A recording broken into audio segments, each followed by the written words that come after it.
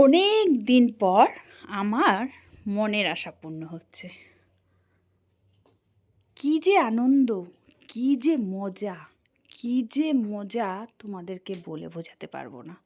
তো চলো বন্ধুরা, আজকে তোমাদেরকে একটা এন্টারটেনমেন্ট, বিনোদন যেটাই বলো, একটা মা ছেলের সুন্দর গল্প তোমাদেরকে শোনাবো, যেই গল্পে তোমরা খুব আনন্দ পাবে। মার মন বড্ড খুশি, মার মন বড্ড আনন্দ, কারণ ছেলে যে আজকে বাড়িতে ফিরছে। ছেলে সেই 5 বছর বয়সে ছেলেকে হোস্টেলে দেওয়া হয়েছিল, তারপরে ছেলের এখন 19 বছর পার হয়ে বাড়িতে আসছে। কতটা বছর পর ছেলে এখন বাড়িতে আসছে। মা মাঝে মাঝে ছেলের সাথে দেখা করতে যায় ঠিকই, কিন্তু সেরকমভাবে ছেলের সাথে মার যোগাযোগ হয় না, কারণ হোস্টেলে দেখা করতে যায় ওই নিয়ম মাপা, যতটুকু টাইম থাকে ততটুকু।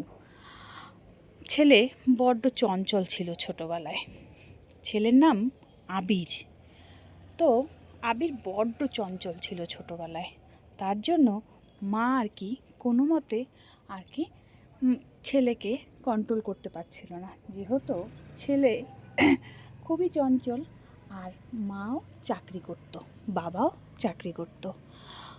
ছেলেকে কাজের মাসির কাছে রেখে দিয়ে মা বাবা দুজনেই কাজে চলে যেত তাদের চাকরিতে। আবির ছোটোবেলায় বড্ড চঞ্চল ছিল, কাজের মাসিও তাদেরকে সামলাতে পারত না।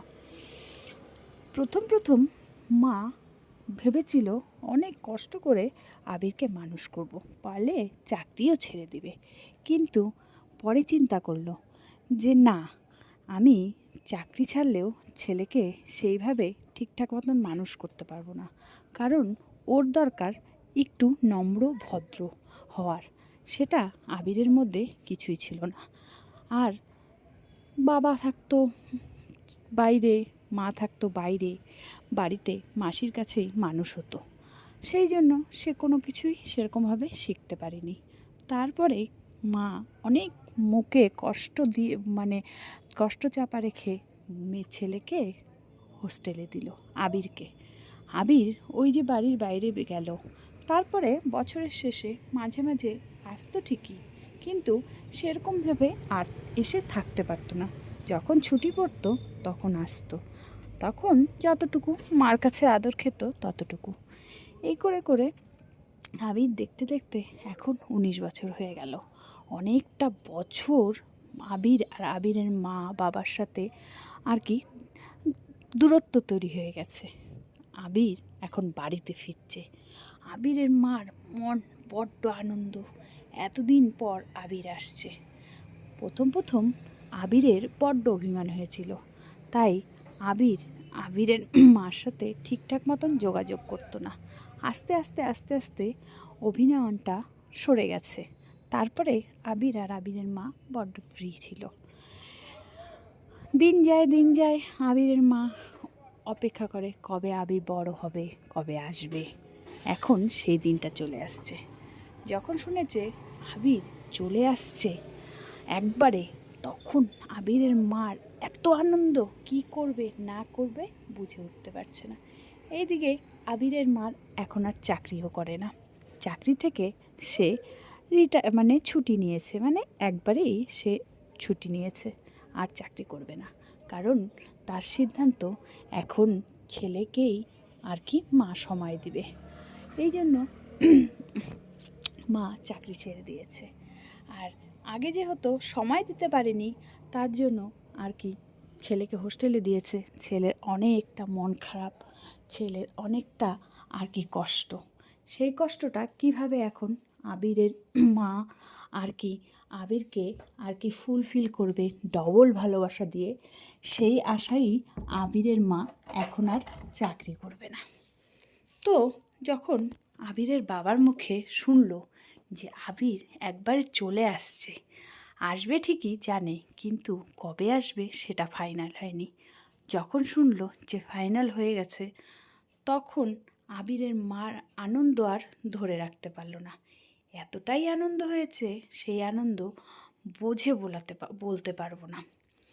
আবির কি খাবে, কি করবে, কোথায় থাকবে, কোন ঘরে ঘুমাবে, আবির কি পছন্দ করে, আবিরের বিছনার বেডশিট থেকে সব কিছু নতুন, সব কিছু।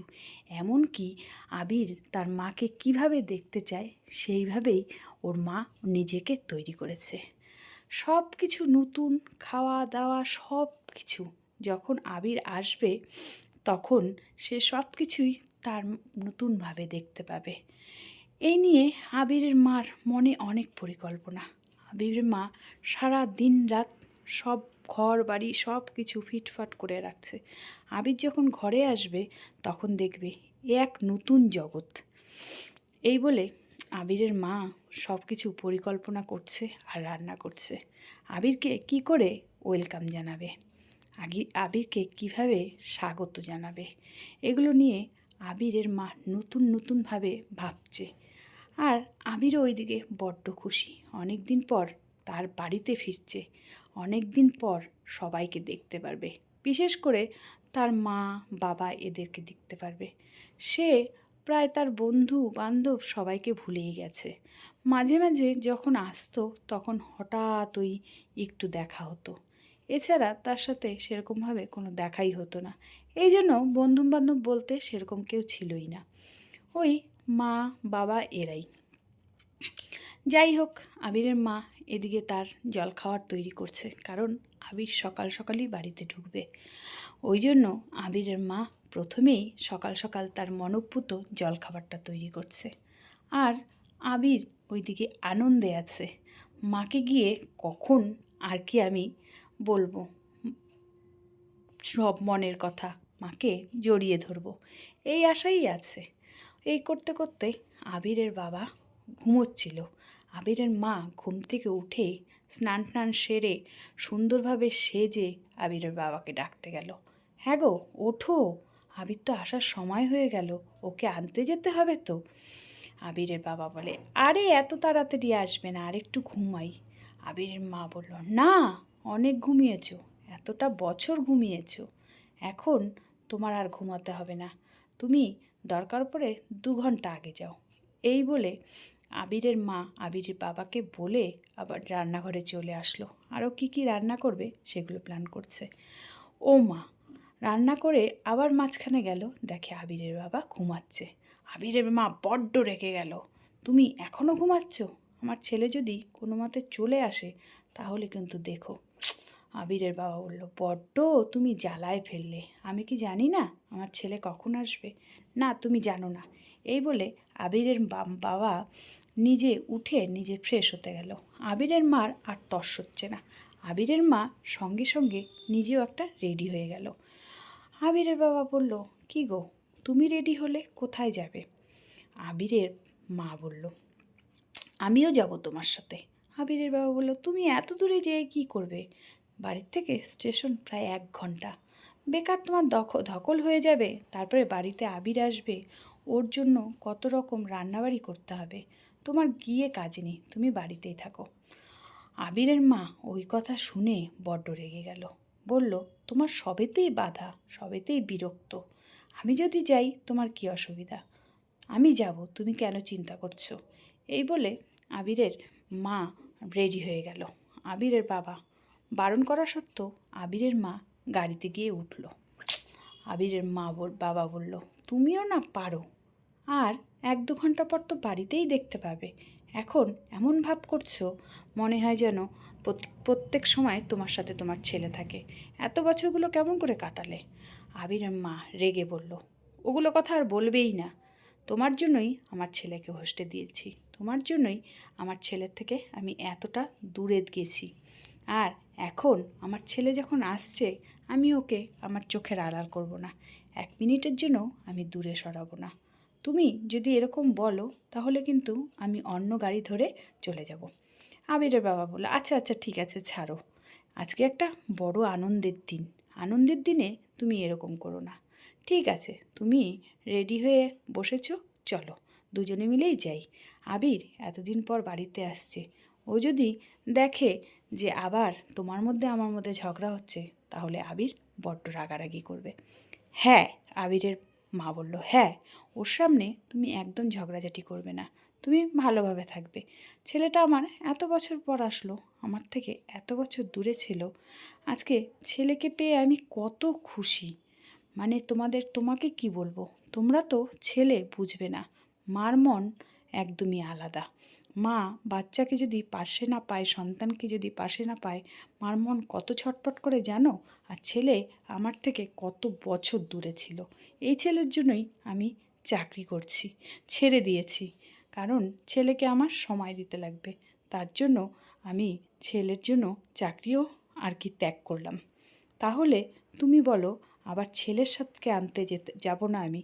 ছেলেকে আমি সবসময় এখন আমার কাছে রাখবো, 1 মিনিটও আমার থেকে দূরে করব না, কারণ আমি ওকে বড্ড ভালোবাসি, আমার একটাই সন্তান। আর আবির ছাড়া আমি কাউকে চিনি না, কাউকে বুঝি না।